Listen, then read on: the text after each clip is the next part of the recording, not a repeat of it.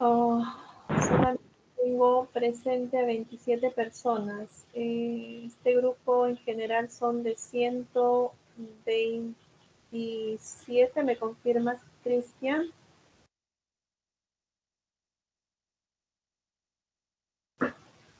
Sí, doctora, somos casi 100 personas. Saben de que tenemos hoy día la clase teórica. Sí, doctora, desde ayer le dije. Pero Se todos estaban mencionaron. de acuerdo? Sí, me supongo porque no nadie me dijo que iba a poder. Bien. Espero que no haya inconvenientes. Voy a compartir pantalla. En este instante estoy compartiendo pantalla. ¿Me confirma si se visualiza, por favor?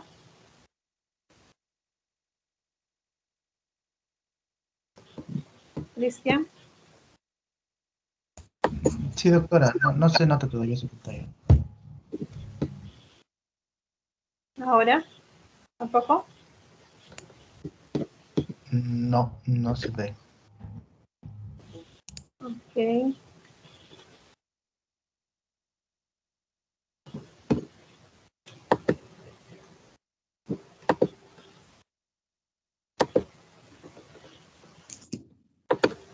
Ahora.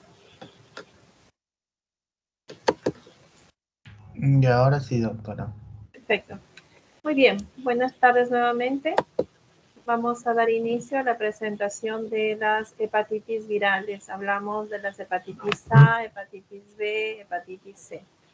Como bien saben ustedes, estamos en patología clínica, por ende vamos a remarcar cuáles son los marcadores serológicos que se deben de usar en las diferentes hepatitis. No esto dejando también visualizar el tema de la parte clínica y el comportamiento de estos virus. Entonces, como definición, punto de partida, cuando hablamos de las hepatitis, sabemos que es una enfermedad inflamatoria que afecta al hígado. Aquí tenemos una tabla de cuántas hepatitis podemos tener. Tenemos desde hepatitis virales, que es lo que está marcado con la flecha, que es el tema que vamos a desarrollar hoy día. Tenemos también las hepatitis bacterianas, las hepatitis parasitarias, las hepatitis por toxicidad como el alcoholismo, los medicamentos. Tenemos las hepatitis autoinmunitarias, que estas se pueden diagnosticar con la presencia de los anticuerpos. Tenemos las hepatitis metabólicas por la enfermedad de Wilson, tenemos las hepatitis obstructivas por cálculos, tumores, quistes, etc. Pero el tema de hoy día se enfoca en las hepatitis infecciosas, pero virales, por virus. Y sabemos que dentro de ese grande grupo tenemos las hepatitis A, las hepatitis B, hepatitis C, hepatitis E, hepatitis G, citomegalovirus, Epstein-Barr y herpes simple. Hoy nos enfocamos en los tipos de hepatitis virales que es A, B, C, D y E. Entonces, un poquito de epidemiología, porque es algo que sí es parte de nuestra patología. Tenemos aquí, según el rango del comportamiento de esta hepatitis en relación a las otras enfermedades, y vemos que la hepatitis en el año 2000 hasta el 2015 promedio, tenemos aquí esta línea azul con cuadraditos, que ha ido en ascenso. Como vemos, ha ido en ascenso. Si hablamos en relación de la cifra mundial estimada de muertes por hepatitis víricas, VIH, paludismo, tuberculosis del año 2000 al 2015, entonces tenemos una epidemiología importantísima a nivel mundial en relación a las hepatitis. Vemos que aquí hay un estándar de muerte por millones, hablamos 1 millón a más, promedio 1,5 millones a lo largo de los años, desde el 2000 hasta el 2015, que se ha ido en incremento. Entonces, sí es una enfermedad importante, no solamente a nivel nacional, sino a nivel mundial. Vemos la diferencia del VIH, vemos la diferencia del paludismo y de la tuberculosis, según la fuente de la OMS. ¿Cómo se da esta distribución epidemiológica a nivel mundial en relación a las hepatitis víricas? Entonces, vemos, según la leyenda, tenemos aquí las hepatitis A con un color bastante tenue en la parte inferior, y esta la traspolamos en los círculos, en lo que es proporción de los casos de hepatitis. Tenemos la hepatitis B, que es la que abarca de alguna forma en mayor proporción en cada uno de los países, sea en cualquier continente. Tenemos la hepatitis C con un color verde esmeralda, que también tiene una importante trascendencia dentro de la epidemiología. Y no está exento la hepatitis E, que comparte mucho la parte clínica con la hepatitis A. Muy bien, entonces este es un cuadro de resumen de la totalidad de lo que se va a hablar el día de hoy. Entonces vamos a ver que a la mano izquierda extrema están los diferentes virus que vamos a tocar hoy día. Estamos con la hepatitis A, la hepatitis B, la hepatitis C, la hepatitis D y la hepatitis E. En la siguiente columna vemos la familia de cada uno de ellos. Para la hepatitis A está el picornadaviridae, en la hepatitis B la hepatnadaviridae, la hepatitis C flaviviridae y la hepatitis D delta virus, la hepatitis E epeviridae. Entonces, su vía de transmisión es lo que va a cambiar, a diferenciar cada una de estas hepatitis. Tenemos que la hepatitis A, al igual que la hepatitis E, comparten la misma vía de transmisión, que es el fecal oral. Mientras que la hepatitis B y la hepatitis C y la hepatitis D de alguna forma tiene que ver con el tema de sangre, fluidos, semen, secreciones vaginales, una transmisión vertical.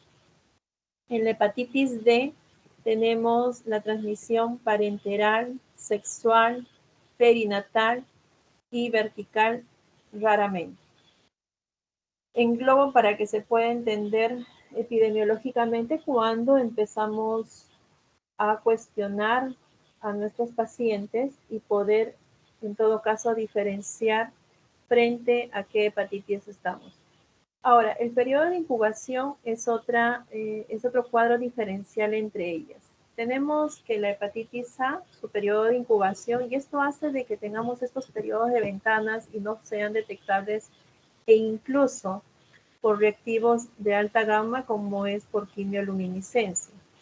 La hepatitis A, su periodo de incubación va de 15 a 50 días. La hepatitis B, en este caso, va de 4 a 10 semanas. Es mucho más amplio. La hepatitis C, de 6 a 12 semanas. La hepatitis E, de 4 a 5 semanas. Entonces, vemos la diferencia en tiempos de incubación de cada uno de ellos para poder diferenciar dentro de la anamnesis, dentro del relato clínico, en tema de tiempos. La duración de enfermedad también es otro cuadro diferencial. Tenemos que la hepatitis A siempre es autolimitada, puede incluso durar hasta 12 semanas, mientras que la hepatitis B es autolimitada o crónica, al igual que la hepatitis C, autolimitada o crónica, al igual que la hepatitis D, autolimitada y crónica. Y esto tiene que ver mucho con la vía de transmisión. Mientras que la hepatitis E siempre es autolimitada, al igual que la hepatitis A, porque comparten la misma vía de transmisión. En relación a las complicaciones, la hepatitis A se va a desprender hasta en una falla hepática, como en una hepatitis fulminante que abarca un 0,1%, mientras que la hepatitis B y la hepatitis C nos lleva a una cirrosis o incluso a una hepatopatía crónica. La hepatitis D se va a la cronicidad con la hepatitis B, y la hepatitis E es alta mortalidad en gestantes. La prevalencia. La hepatitis A mayormente en países de vía de desarrollo, o sea, tercermundista, fecal oral, por una mala higiene, por la falta de costumbre de lavado de manos. Por eso, mayormente en países de vía de desarrollo, como Sudamérica, la India, África. En relación a la hepatitis B, eso es mundial con un 5%. Se menciona Colombia por la alta tasa de 1 a 10%. La hepatitis C a nivel mundial de 0.1 a 5%. En América 1.7%. Colombia 0.8 a 1%. La hepatitis B a nivel mundial 5%, pero de las personas infectadas con hepatitis B. Vacuna. Existe para la hepatitis A, existe para la hepatitis B, no hay vacunas para la hepatitis C. Indirectamente va a actuar la vacuna de la hepatitis B para el virus de tipo D, y para la hepatitis E tampoco existe vacuna. Si bien es cierto, a nivel nacional dentro del programa de vacunaciones se colocan tanto la hepatitis A como la hepatitis B, y está calendarizado en especial la hepatitis B en los personales de salud. Es como una cuestión preventiva obligatoria por el tema de los accidentes por punción al momento de las suturas, cirugías, etc. Un poquito para conocer el tema de la estructura de la hepatitis A y entender el por qué se piden las pruebas serológicas. Tenemos que es un ARN, ya hemos dicho que su familia es un Picornaviridae, su género hepatovirus. Vemos en su estructura la cápside y obviamente su componente genético, el RNA. Esta es una estructura del picornavirus de la hepatitis A. Habíamos hablado que la cápside es la forma icosaédrica. Tiene 4 polipéptidos víricos desde la BP1 hasta la BP4. Estos son los polipéptidos. En el interior de la cápside hay un ARN monocateriano de sentido positivo que contiene una proteína genómica vírica unida a su extremo 5S. Ahora, vemos que el ARN tiene 7.478 bases. Esto hace de que sea muy compleja. Su tamaño promedio es de 27 nanómetros. Y obviamente esta proteína genómica vírica es la parte principal, que es lo que vamos a detectar cuando pidamos un examen serológico. Nuevamente, entonces, ya viéndolo de manera más amplia, tenemos la nucleocapside, la cadena poli-A, el ARNS, la capside externa y el glucopéptido de virión. Esta estructura permite el hallazgo en la serología, la determinación del periodo de ventana. Esto hace de que de alguna forma la parte inicial del periodo de ventana no sea detectable. A la fecha tenemos los reactivos de cuarta generación y aún así se han acortado, pero no se ha discriminado. Es decir, puede ser que el paciente tenga la hepatitis A en una fase inicial y esta no sea detectable. Entonces, la hepatitis A, su genoma está formado por el ARNS positivo, el cual se divide en 3 zonas con fines didácticos. Tenemos la Z1, Z2, Z3, que son las zonas 1, 2 y 3. La Z1 está ubicada en la región 5 del ARN y posee la proteína, que es la proteína genómica vírica. En la zona 2, el genoma codificante propiamente dicho, este se divide a su vez en 3 partes. Tenemos el P1, que codifica la proteína estructural de la nueva progenie. viral tenemos el P2 y el P3 que codifican las proteínas no estructurales, mientras que en la zona 3 se va a ubicar la región 3, que es el otro extremo del componente ARN. Es una larga cadena de compuestas por adenosín monofosfato. Y vamos a ver aquí en la imagen. Entonces, tenemos la zona 1, donde solamente está contemplado el terminal 5, mientras que en la zona 2, a su vez, van a estar estas proteínas, proteína 1, proteína 2, proteína 3, y en la zona 3 vamos a tener el terminal 3. Ahora, estas P1, P2, P3, recordemos que la P1 nos va a determinar la parte estructural, mientras que la P2 y la P3 nos determina la parte no estructural. Vemos que en la P1 vamos a encontrar la función principal de esta proteína vírica 1, 2, perdón, el mouse no me ayuda, 1, 2, 3 y 4. Y dentro de esta estructura no se conoce la función de todas las proteínas, por lo que nuevamente tenemos este vacío del periodo de ventana. Pero básicamente el genoma de este virus está compuesta por estas tres zonas, entendiendo que la zona 1 está el terminal 5, la zona 3, el terminal 3, mientras que en la zona 2 albergan todas las proteínas, tanto estructurales como no estructurales. Muy bien, entonces tenemos la M de membrana transmisión con un contacto directo que es oro fecal y por ingestión de agua o alimentos contaminados.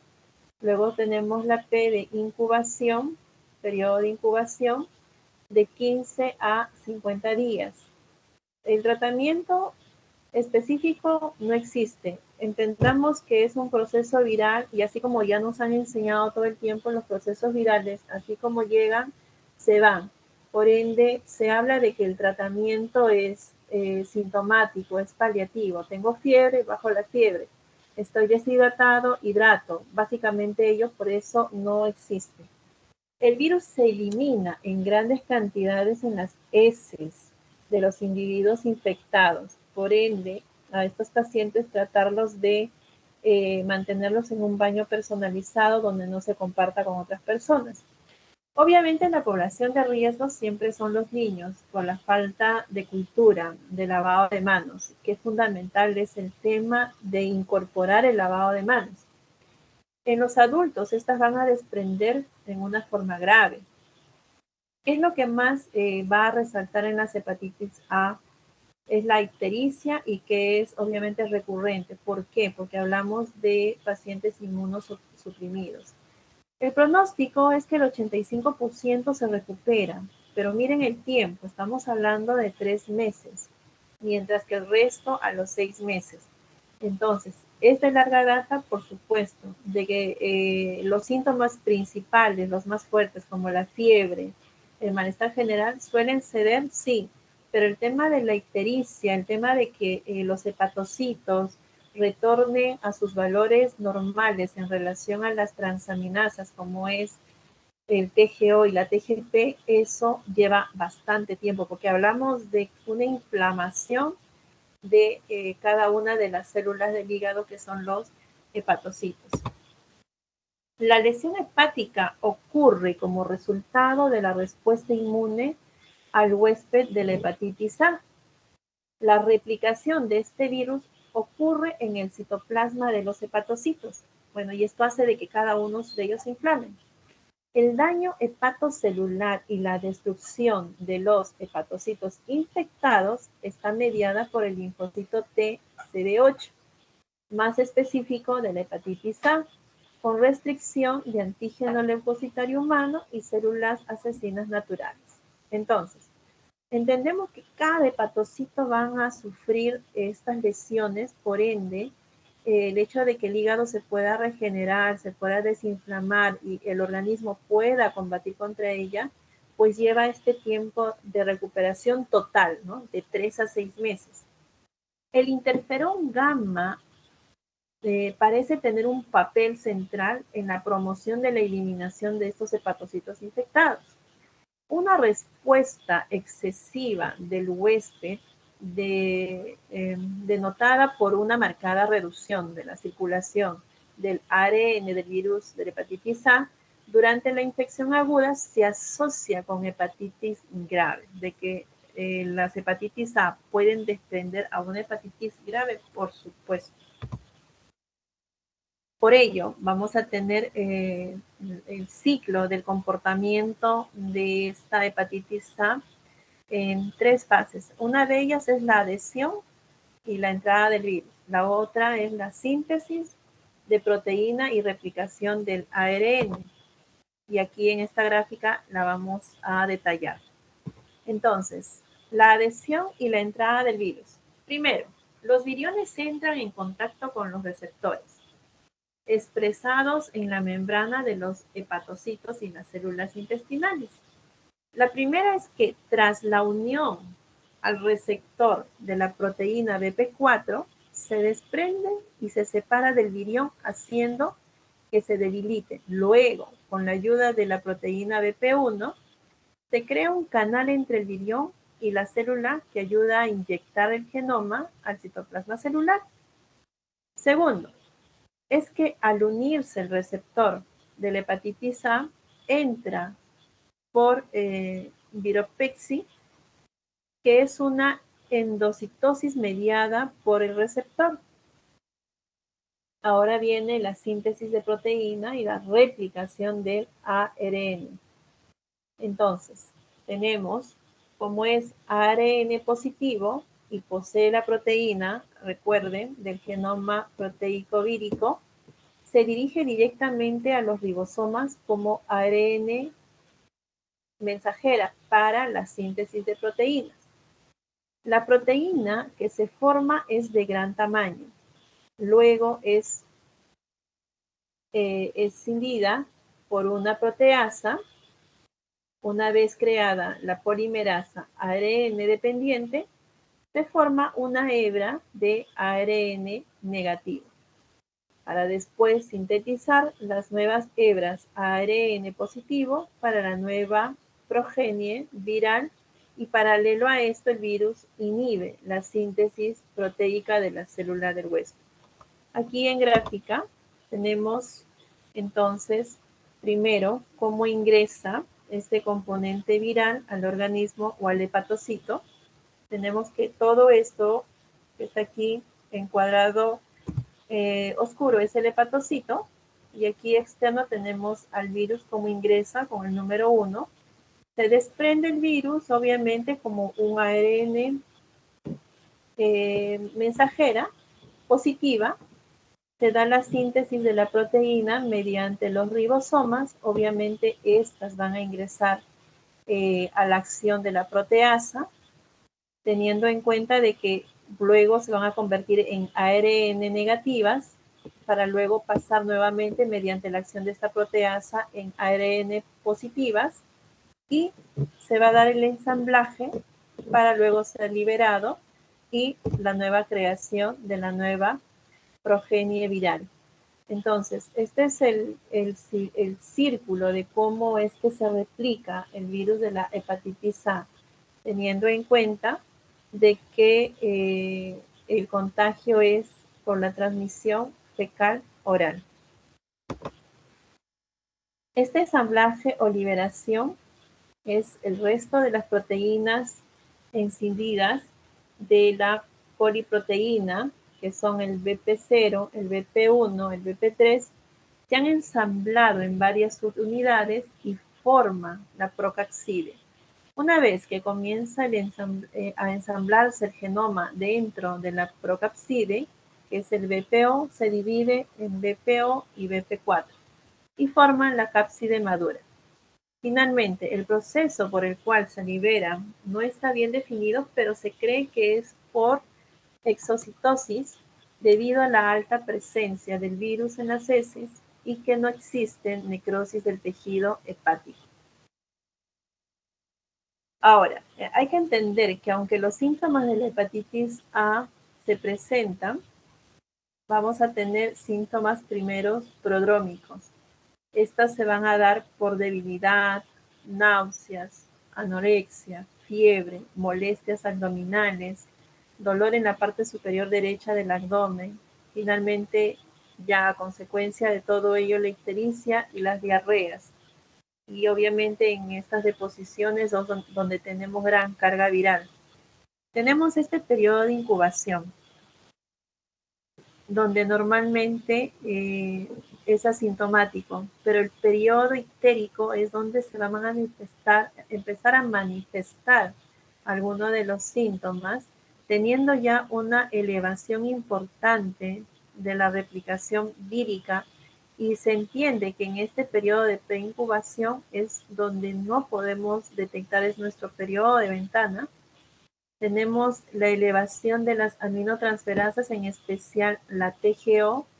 Obviamente ya en la fase ictérica vamos a tener la elevación de la bilirrubina, y ya los síntomas van a ser marcados como las náuseas, la anorexia, la fatiga. Avanzada la enfermedad, obviamente lo primero que se forma es la inmunoglobulina M como anticuerpo dentro de la enfermedad aguda, para luego tener la fase convaleciente y formándose más adelante la inmunoglobulina G. Entonces, en este cuadro lo que vamos a resumir es el periodo de incubación, donde normalmente suelen ser asintomáticos, llegar a la fase de ictericia, donde sí vamos a tener los síntomas, incluido la presencia propia de la ictericia, el incremento de la TGO entre la tercera y quinta semana. Mientras que en la parte convaleciente, donde vamos a tener la caída, obviamente, del anticuerpo de la inmunoglobulina M, mientras que ya va quedando de memoria el anticuerpo de la inmunoglobulina G como parte de la respuesta de formación de anticuerpos de memoria. Ahora, ¿de qué manera vamos a manejar la hepatitis A? Habíamos dicho de que no hay un tratamiento específico. En muchos de los casos indicaban de que el paciente tiene que estar absoluto reposo, que no debe de deambular, no puede hacer actividad física. No, no es necesario el reposo absoluto. La actividad es tolerable. Hay que evitar, sí, obvio, el consumo de alcohol y fármacos hepatotóxicos. Si bien es cierto, el paciente hace fiebre, el paracetamol es hepatotóxico. El paciente tiene fiebre, el metabizol es hepatotóxico, pero tenemos que tratar de ayudarnos con los medios fríos, medios de paños, etcétera. Y obviamente sí se tiene que usar el paracetamol porque no hay otra forma de bajar la fiebre. También, como había dicho, ¿no? Sin embargo, el paracetamol se ha demostrado de que no incrementa el daño si es que no superamos los 4 gramos. Uso de inmunoglobulinas en raros casos de hepatitis fulminantes, pero estamos hablando de hepatitis fulminantes. Ojo, el 85% se recupera por completo, como habíamos dicho, entre 3 y el resto incluso hasta 6 meses. ¿Existen vacunas? Lo habíamos dicho. Para la hepatitis A existe la vacuna. Entonces hablamos de una inmunización activa. Se utiliza una vacuna inactiva y atenuada, las más conocidas, las siglas hepatitis A RIX, la hepatitis A QTA. Se coloca en niños a partir de los 12 meses y en adultos en 2 dosis separadas, por 6 meses a 1 año. También hay una versión combinada con la hepatitis B. La inmunización pasiva es la profilaxis post-exposición. Cuando el paciente se enferma, pues ya creas tu propia inmunidad, donde vamos a visualizar la inmunoglobulina G. Entonces, es una post-exposición con inmunoglobulina a expuestos a zonas endémicas no vacunados. ¿Cuáles son los marcadores serológicos del virus de la hepatitis A? ¿Qué es lo que yo debo de solicitar si mi sospecha inmensa es hepatitis A? Tenemos el anti-hepatitis A inmunoglobulina M, es el marcador que se utiliza para el diagnóstico de la hepatitis, pero es aguda, inmunoglobulina M, por el virus de la hepatitis A con una sensibilidad y especificidad del 99%. Ojo, no olvidemos el periodo de ventana. Solo se detecta en la fase aguda a partir del 15 a 50 días tras la infección. Tenemos ahí un vacío del periodo de ventana de más de 15 días. Y en la convalescencia precoz hasta 6 meses. La presencia del RNA del virus de la hepatitis A puede confirmar la infección aguda unos 14 días antes del inicio de los síntomas. También podemos dosar antihepatitis A inmunoglobulina G, pero esto nos va a indicar que la infección pasada o inmunidad permanente adquirida o inmunización activa por vacunación. Entonces, nos queda claro, si estoy frente a un paciente ictérico donde nos marca la parte clínica a una hepatitis A, lo que voy a solicitar en ese instante es el antihepatitis A inmunoglobulina M. No tiene sentido pedir el antihepatitis A inmunoglobulina G. Eso se hará de manera posterior para ver cuánto de inmunidad ha quedado post-infección. Entonces aquí vemos cómo es el comportamiento nuevamente en tiempos de la hepatitis A y el por qué se solicita la inmunoglobulina M. Y ojo, antes que solicitemos la inmunoglobulina M para la hepatitis A, tenemos a la TGO que nos marca un valor predictivo. Por eso es importante pedir el perfil hepático. Es ahí donde yo voy a tener un TGO elevadísimo a gran escala. Si sabemos que el rango de la TGO es entre 0 y 37 unidades litros, entonces entendemos de que si estoy frente a valores por encima de miles, porque eso es lo que va a marcar la diferencia dentro del perfil hepático con otros tipos de hepatitis, ya sea la B, C o D, es que las hepatitis A van a cursar con valores extremadamente altísimos. Estamos hablando de miles. Si a mí me llega una TGO con valores de 1500, de 2000, de 3000, no me va a quedar duda de que estoy frente a una hepatitis A, porque ese no es el comportamiento de una hepatitis B ni de una hepatitis C. No es el comportamiento. Ellos cursan con menos valores. Pero la hepatitis A es una de las que se disparan por miles. A mí me llega preliminarmente mi perfil hepático, porque hasta que me hagan la inmunología para el anti-hepatitis A inmunoglobulina M, eso no me lo van a dar en el momento. Eso demora un día, 2 días, dependiendo del hospital. Pero lo que sí voy a tener es mi perfil hepático, donde voy a ver mi TGO y mi TGP. Entonces, sabemos que hay el periodo de incubación que no va a ser detectable por el anti-hepatitis A inmunoglobulina M. Sin embargo, el perfil hepático con la TGO-TGP me va a ayudar muchísimo de manera preliminar. Pero de llano voy a tener que solicitar el anti-hepatitis A inmunoglobulina M. Nuevamente, vemos que a partir de la semana 10, 11, 12, está decaída la inmunoglobulina M, ya no va a ser detectable, por ende, ahí lo que vamos a detectar es la inmunoglobulina G, pero ya como parte de la respuesta de memoria, como parte de la inmunidad, como parte de anticuerpos que forma el organismo post-infección. Muy bien. Con ello terminamos la hepatitis A. Vamos a pasar a hablar de la hepatitis B. ¿Qué nos dice de la hepatitis B? Es una inflamación del hígado debido a la infección por el virus de la hepatitis B que puede dar lugar tanto a un cuadro agudo como a una enfermedad crónica. La hepatitis B, ojo, es más compleja que la hepatitis A porque tiene más partes. Entonces, el medio de transmisión, ya sabemos, básicamente a la cabeza, las relaciones sexuales, la transmisión parenteral, las transfusiones. Por ello, antes de solicitar una transfusión a un paciente, hay que pensarlo 2 veces si realmente esa transfusión es necesaria o no. ¿Por qué? Porque podemos estarle enviando un virus de la hepatitis B. El otro medio es la perinatal y la horizontal. El periodo de incubación habíamos visto que tiene más tiempo que la hepatitis A.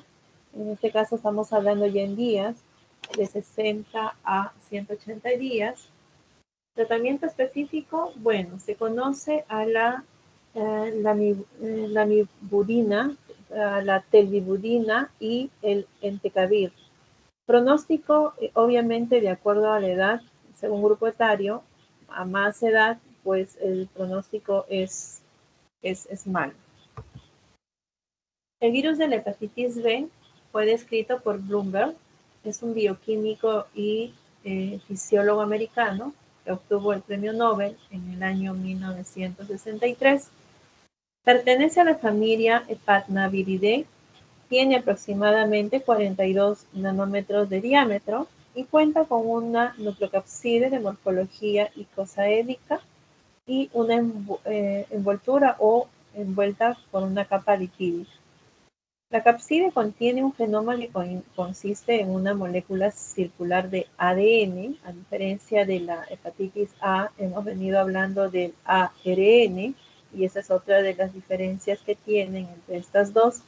Esta ADN circular es bicatenario, cuya cadena positiva está parcialmente incompleta en su extremo 3. Ahora, la hepatitis B, obviamente, empieza por una infección aguda. Esta, a su vez, puede tener una curación de 90 a 95%, mientras que otras me pueden hacer una infección crónica de un 5 a 10% hasta una infección fulminante menor a 1%. Si estamos hablando de una infección crónica, estas se pueden desprender en una crónica por el antígeno E más el DNA positivo y el antígeno E más el DNA negativo. Si hablamos del antígeno E más el DNA positivo, estas pueden complicarse en una cirrosis entre 15 y 20%. También puede conllevar hasta un carcinoma hepatocelular. Tanto el antígeno E DNA positivo como el antígeno DNA negativo hacia una cirrosis de 15 a 20%. Esta es la estructura. Vamos a ir por partes. Tenemos, a ver si el cursor me ayuda, aquí, el DNA genómico de doble cadena con cadena única parcial, que es el centro, aquí. Única o doble cadena. Tenemos en la parte externa,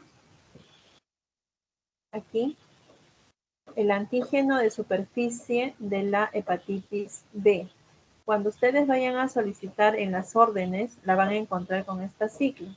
Antígeno de superficie de la hepatitis B, HBS minúscula AG. Así la van a encontrar en las órdenes.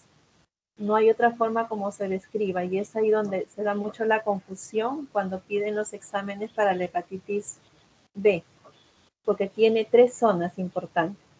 La que está aquí abajo en círculo, la segunda, que es el antígeno de la hepatitis B, pero es el antígeno E, que está marcado en la parte interna.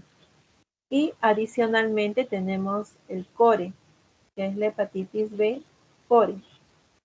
Entonces, estamos hablando aquí, adicionalmente, la envoltura de los lípidos de las células hospedadoras. Tenemos que toda esta estructura es la envoltura, mientras que todo lo interno es la nucleocapside, que es la capside viral.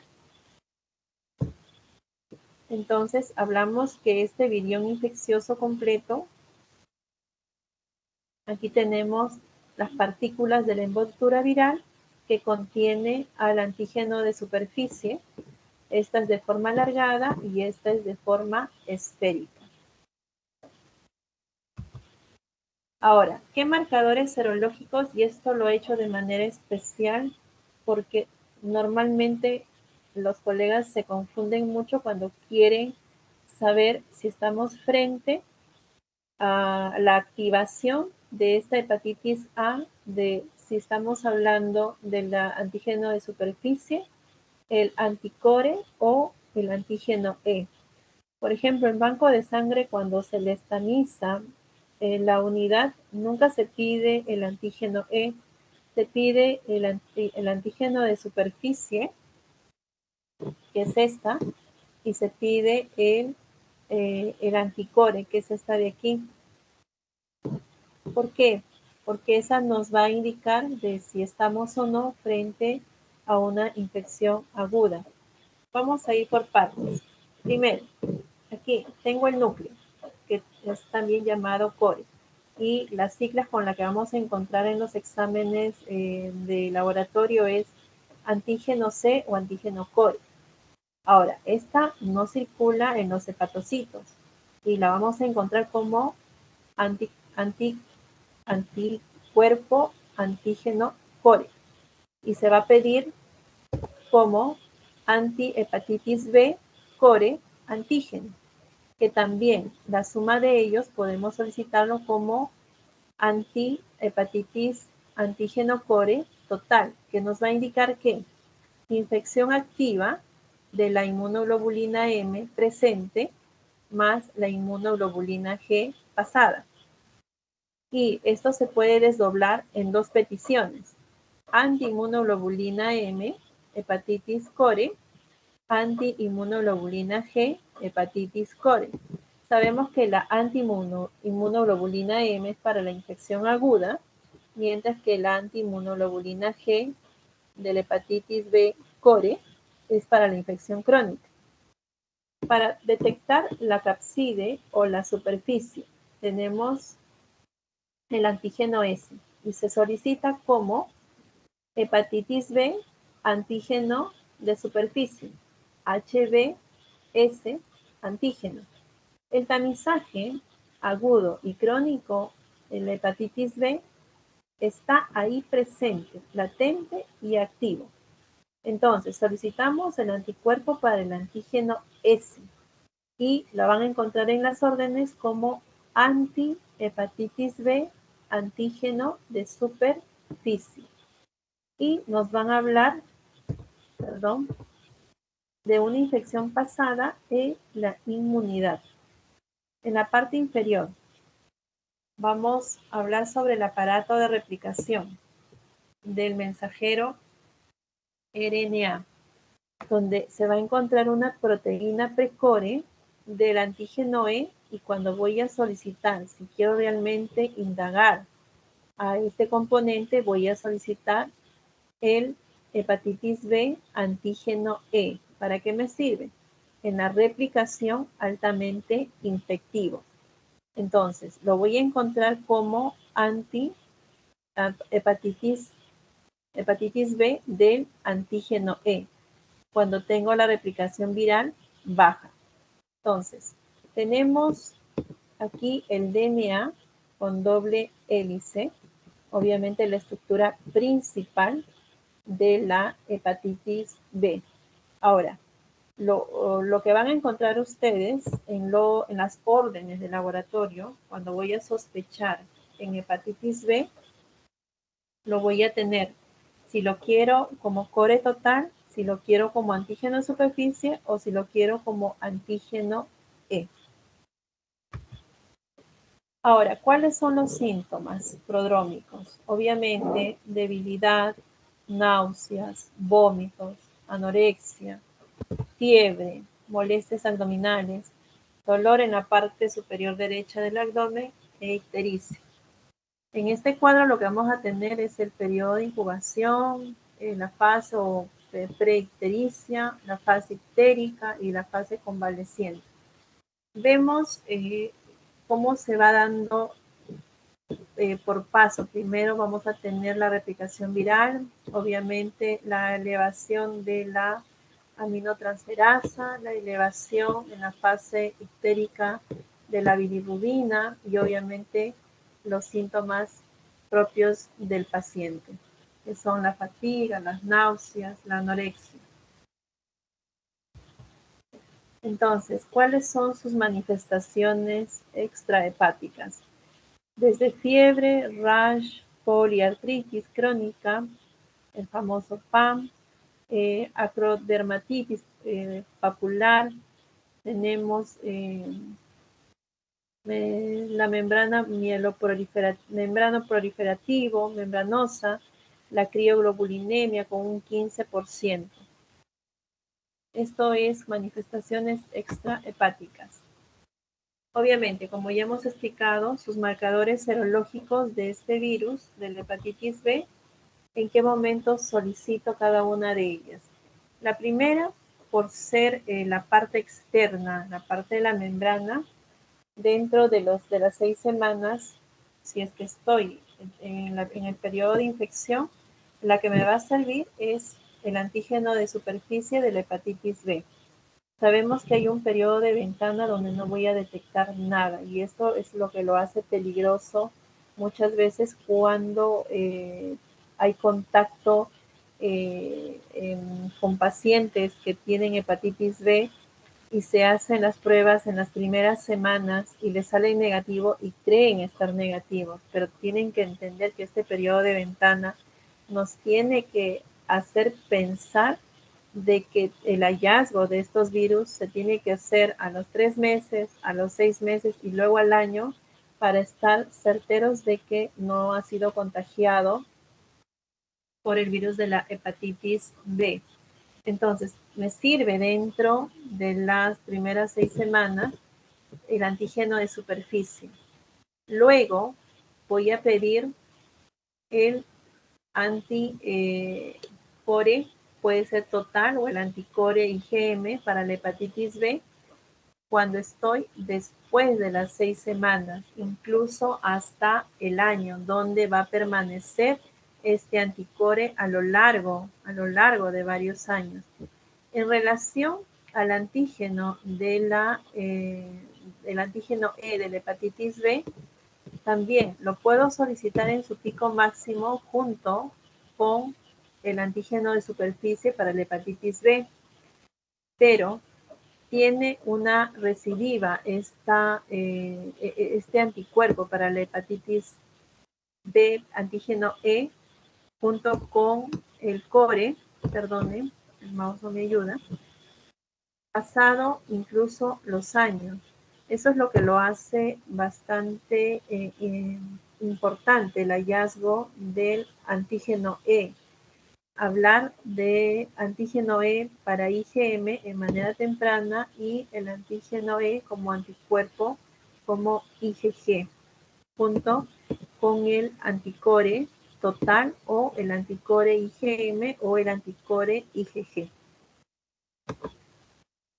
Entonces, cuando hablamos del antígeno de superficie, esta es una proteína, ya sabemos que es la parte externa, la envoltura, por ende es el primer marcador serológico indicador de la infección para la hepatitis B utilizado en pruebas de tamizaje, siendo detectable en la sangre en la infección aguda y crónica, pero ya por la hepatitis B. Mientras que el antígeno E para la hepatitis B, hablamos que este antígeno E es una proteína viral donde su presencia se asocia a la intensa replicación de la hepatitis B en sangre, hablamos que va a estar positivo, y alto riesgo de transmisión de la infección. Mientras que el famoso core, anticuerpos totales contra el antígeno core, este es un anticuerpo contra la proteína del núcleo de la hepatitis B, constituye la suma de la IgM del anticore más el IgG del anticore, por eso se habla el total. La presencia de este marcador expresa una infección activa por la hepatitis B que puede ser pasado o presente. Debe de evaluarse en conjunto con otros marcadores. El core es muy utilizado nuevamente en banco de sangre por un tema de memoria, por un tema de posinfección, por un tema de que es de larga data que se va a manifestar mucho después de los 6 meses. Por ende, el banco de sangre es más usado que en una enfermedad aguda. Tenemos anticuerpos contra, ahora estamos hablando contra el antígeno de la superficie. Esto normalmente lo usamos los de personal de salud después de la vacunación para saber si hemos formado anticuerpos y si estamos protegidos, ¿no? Entonces, aparece en respuesta a la vacunación contra la hepatitis B durante la recuperación también de la hepatitis B, estamos hablando posterior a 6 meses, es indicativo de una infección pasada y obviamente de inmunidad. Se considera nivel protector si los títulos se encuentran por encima de las 10 miliunidades internacionales por mililitros. Y el anticuerpo E, o sea, anti-hepatitis E, anticuerpo E, es la presencia de este marcador que se asocia a una replicación viral baja. El anticuerpo IgM contra el antígeno core es un subtipo de anticuerpos totales contra el antígeno core. La presencia de este marcador expresa infección aguda por la hepatitis B y suele ser de aparición precoz durante la infección y tiende a desaparecer después de la infección aguda o la disminución de la replicación viral. Este marcador también puede encontrarse en la infección crónica ante una reagudización. Anticuerpos de inmunoglobulina G contra el antígeno core. Es un subtipo de anticuerpos totales contra el antígeno core. Ojo que estos dos anticuerpos siempre se van a solicitar para detectar una posinfección o simplemente si ha habido una aparición precoz durante la infección. En resumen, ¿cómo es el comportamiento para la hepatitis B? Es muy compleja, definitivamente. Entonces, cuando tengamos la hepatitis aguda, vamos a tener que solicitar el antígeno de superficie, aquí, que va a salir positivo. Sabemos que la IgM es enfermedad actual. Obviamente, para el anticore, que sabemos que es de larga data, después de los 6 meses, que va a salir negativo, como vemos aquí en el cuadro. En relación al antígeno E y el DNA, si lo solicitamos por separado, nos va a salir positivo, mientras que el anticuerpo para el antígeno E, al igual que el anticore, sale negativo porque esta es de larga data después de los 6 meses.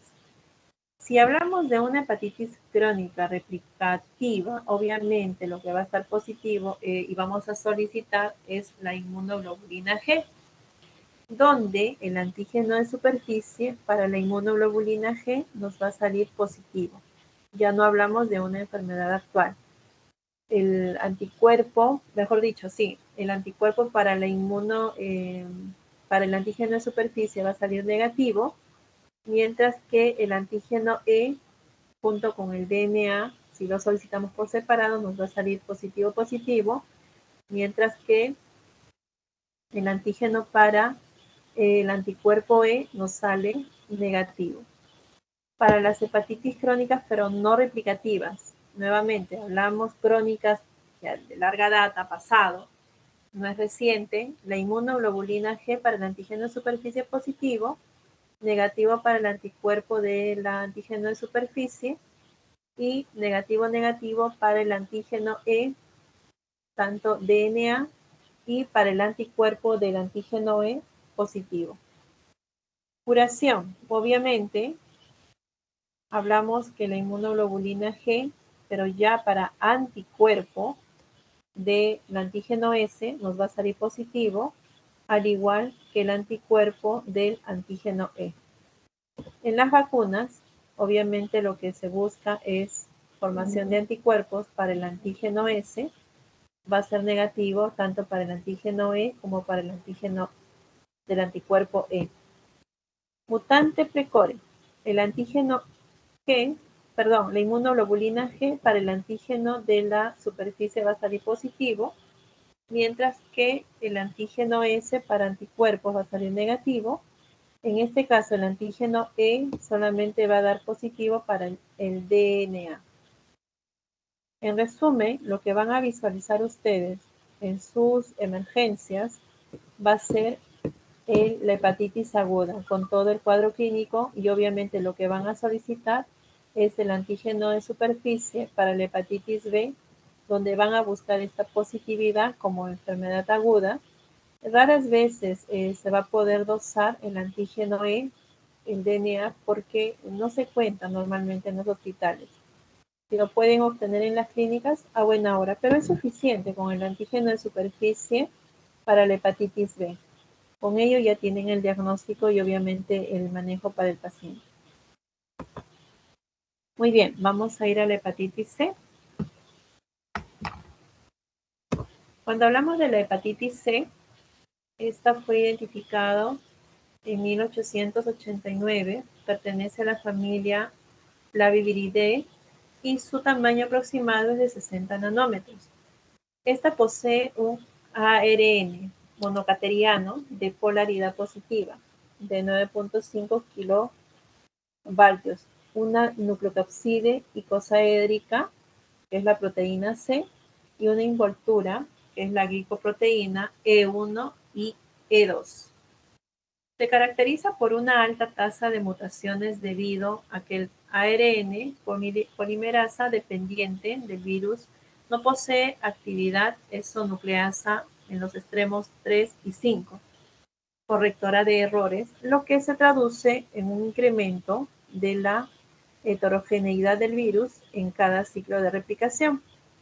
La heterogeneidad es manifiesta por los genotipos o variantes entre distintos individuos o por la inexistencia de cuasiespecies en un mismo individuo. El virus es capaz de originar infecciones agudas y persistentes. Se conocen 6 genotipos y al menos 50 subtipos diferentes. ¿Qué es lo que tenemos aquí? Habíamos dicho que su medio de transmisión, al igual que la hepatitis B, comparte el tema de la sexualidad. Bueno, la parenteral es la que lleva mayor porcentaje. Su periodo de incubación está entre 60 y 120 semanas. El tratamiento específico, interferón, el vigilado y la ribavirida. El pronóstico a la cronicidad es de un 80%. La principal vía de transmisión, como hemos visto, es la parenteral con un 85%, ya sea por contacto percutáneo o de mucosas con material contaminado con sangre, hemoderivados o fluidos corporales infectados, la transmisión intrafamiliar por contactos percutáneos inadvertidos y la sexual poco probable, menos del 2% de los casos. En niños, el mecanismo más importante es la transmisión vertical con un 10% y aumenta el riesgo en madres con elevada carga viral en el momento del parto y si asocia a la coinfección con el VIH. Tenemos entonces que la infección por la hepatitis C puede cursar de forma aguda o crónica. Las infecciones agudas son frecuentes, asintomáticas. Si existen síntomas, estos son inespecíficos, leves y desaparecen en pocas semanas. Las hepatitis agudas por hepatitis C evolucionan a la cronicidad en un 80% de los casos y raramente presentan una evolución fulminante. La hepatitis crónica por hepatitis C es la principal causa de cirrosis hepática y de trasplante hepático. Sus marcadores serológicos. Habíamos visto de que la hepatitis A tiene un único marcador serológico, la hepatitis B tiene hasta 5 marcadores serológicos, mientras que la hepatitis C solamente tiene un marcador serológico, pero siempre se van a delimitar entre IgM y IgG. Sabemos que la IgM para procesos agudos y la IgG para procesos crónicos. También se puede usar la carga viral, que es por inmunología, por biología molecular. Tenemos a la transaminasa como uno de los predictivos más tempranos. Muy bien, entonces también podemos relacionarlos a las diferentes enfermedades endocrinas, reumatológicas, hematológicas, incluso dermatológicas, las diferentes manifestaciones sistémicas. Tenemos entonces el genotipo 1 y 4. Entonces vemos que el interferón de alguna forma u otra interviene para el tema del tratamiento junto con la ribavirina por 1 año. Tenemos que en 12 semanas esta va a tener que tener un descenso, por al menos 2, si es que se completa el tratamiento, y si no, tenemos también un genotipo 2 y 3 dentro del tratamiento con el interferón más la ribavirina por 6 meses. Entonces, estos 6 meses tras finalizar el tratamiento deberíamos tener una curación. Tenemos a esta antihepatitis C, según lo que se va usando. La interpretación tiene que ver con los anticuerpos que son detectados desde 20 o 150 días post exposición, promedio en 50 días. Vamos a ir con la hepatitis D. La hepatitis D es el agente etiológico de las hepatitis delta. No son muy comunes, son muy raras. El virus delta o virus D es un virus defectivo que necesita la presencia de la hepatitis B para producir infección. Por ende, se relaciona. El virión cuenta con una envoltura lipoproteica formada por el antígeno de la superficie de la hepatitis B y esta estructura proteica interna donde reside el genoma viral. Por ende, el genoma del virus está formado por una única hebra, que es el ARN, que forma un complejo con el único antígeno codificado por el propio virus de la hepatitis D. Entonces, la infección es muy frecuente en niños e individuos jóvenes. La transmisión es permucosa o percutánea, frecuentemente intrafamiliar, y se favorece con la falta de higiene. La infección por la hepatitis D debe sospecharse en pacientes que provienen de zonas endémicas, países como Europa del Este, Mediterráneos y América Central. Ahora, no es un virus, sino un virioide. Es un agente infeccioso que afecta a las plantas, pero a diferencia de los virus, no posee proteínas ni lípidos. Está formado por una cadena de ARN circular que no codifica proteínas. Es el único viroide capaz de afectar a algo más que las plantas. Se transmite por vía parenteral. Está totalmente ligado a la hepatitis B, ya lo habíamos mencionado, de manera que ha aprendido a esconderse introduciéndose su RNA circular dentro del antígeno de superficie de la hepatitis B, consiguiendo afectar de esta manera a los hepatocitos. Si la hepatitis B es negativo, la hepatitis D será también negativa. Al depender por completo de la hepatitis B, la duración de la infección por el virus D está completamente determinada para el virus D, no pudiendo sobrepasarlo. Entonces, su nucleocápside expresa el antígeno D, que es difícil de encontrar en suero. Entonces, el anticuerpo neutralizador del antígeno de la hepatitis D se eleva de 30 a 40 días tras la aparición de los síntomas. Puede darse 2 tipos de infección junto a la hepatitis B. Puede haber una coinfección o una sobreinfección. La coinfección, si tanto los marcadores de la hepatitis B como los anticuerpos de la hepatitis D son positivos y de fase aguda, es decir, anticuerpos de tipo IgM para cada uno de los virus, es decir, se adquiere la infección por ambos virus al mismo tiempo, la coinfección va a evolucionar a cronicidad en un 5% de los casos. Pero si estamos hablando sobre sobreinfección. Si los marcadores de la hepatitis B son positivos, pero con anticuerpos de tipo IgG, y los anticuerpos contra la hepatitis D son positivos, pero de IgM, es decir, se adquiere la infección de la hepatitis D cuando ya se estaba infectado para la hepatitis B.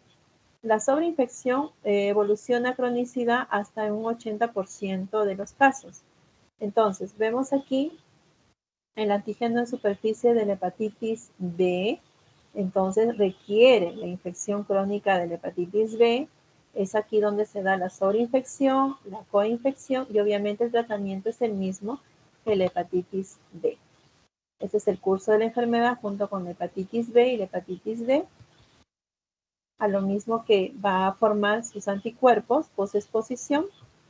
Y más chiquitito, la hepatitis C, que va a compartir mucho con la hepatitis A, es un RNA. Sabemos que la transmisión es fecal-oral, no cronifica. Su diagnóstico se determina mediante la inmunoglobulina M para la hepatitis E, si es que es una infección aguda, y la inmunoglobulina G para la hepatitis E, si es que es crónica o ya hay curación. Entonces vemos que en mujeres embarazadas en un 20% más vamos a tener predisposición en las mujeres embarazadas. Esto es la estructura de la hepatitis E. Vemos que es un RNA que también tiene su bicapa lipídica, tiene sus proteínas 17, 24, las glicoproteínas 120, 41, tiene las proteasas y obviamente su transcripción reversa. Para terminar, es una infección producida por el virus del RNA lineal y con transmisión entérica, oral fecal.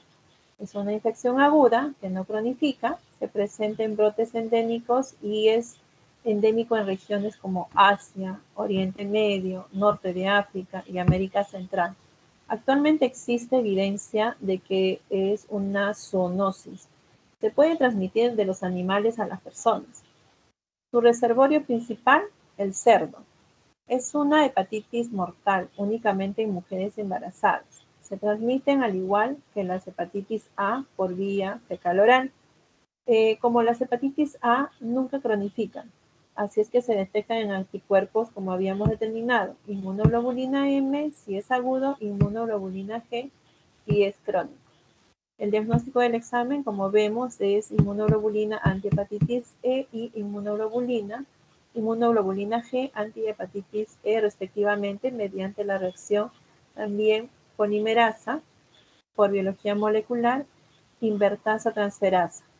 Por exclusión de la hepatitis A, B, C, D y D agudas, en caso de que estemos ante una negatividad, tenemos que contemplar a la hepatitis E. Si todas nos salen negativas, tanto para la A, para la B, para la C y para la D, entonces estamos frente a una hepatitis E. Vemos su comportamiento en semanas después de la exposición, vemos el periodo de ventana, vemos que su pico máximo en síntomas es a la quinta, sexta semana. Lo que va a preceder siempre es la aminotransferasa y vemos también el comportamiento tanto de la inmunoglobulina M caída después del pico principal y se va a la cronicidad con la inmunoglobulina G como parte de la formación del anticuerpo. Ok, chicos, muchísimas gracias. Espero no haberlos cansado. En realidad es un tema bastante complejo, bastante álgido, pero lo más importante, que es lo que quiero que se entienda, es el tema de los marcadores serológicos. ¿Cuándo los voy a pedir y por qué los voy a pedir? Ya me está quedando claro, entonces, que si estoy frente a un cuadro agudo, va a la cabeza IgM. No se les ocurra marcar IgG porque eso no tiene razón de ser. Entonces, IgM en los cuadros agudos con todo el cuadro clínico y dependiendo el comportamiento de la aminotransferasa, que está dentro del perfil hepático y siempre van a tener junto la TGO con la TGP. En los casos de las hepatitis A, estas van a estar por encima de 1000. En el caso de la hepatitis B, alcanza hasta 800 unidades internacionales. En el caso de las hepatitis C, alcanzan hasta 600 unidades internacionales las transaminasas. Ese es el punto de partida. Que no les quepe duda, si la aminotransferasa está por encima de miles, están frente a una hepatitis A. Obviamente el grupo etario juega un papel importante. Sabemos que la hepatitis A está ligado para los niños pediátricos. Y en el caso de las hepatitis B ya hemos visto la complejidad que tiene, pero lo más importante en la parte aguda, pedir el antígeno de superficie para la hepatitis B y el antígeno core, el core pero como IgM, como parte de la enfermedad actual. Bien chicos, voy a compartir la presentación en la plataforma. Voy a detener en este instante la grabación. Agradezco mucho la presencia y la atención.